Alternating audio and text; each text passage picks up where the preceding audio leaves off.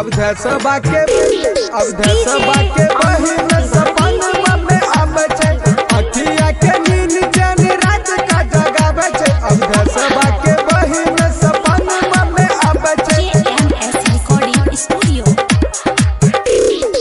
अखिया के नींद चैन रात का जगावे छे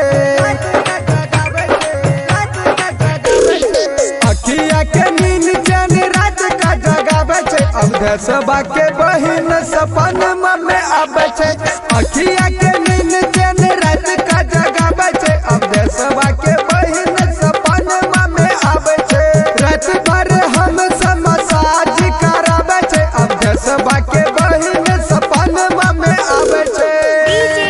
Amit Tiwari JMS recording studio.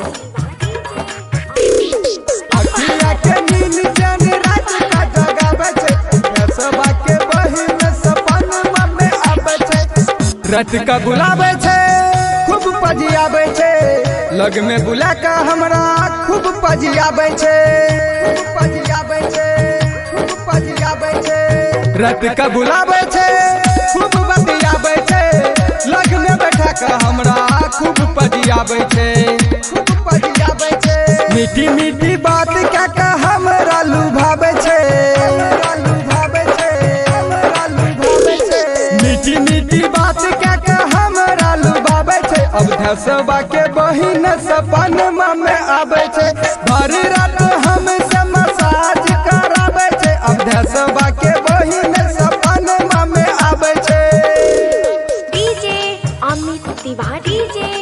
JMS recording studio.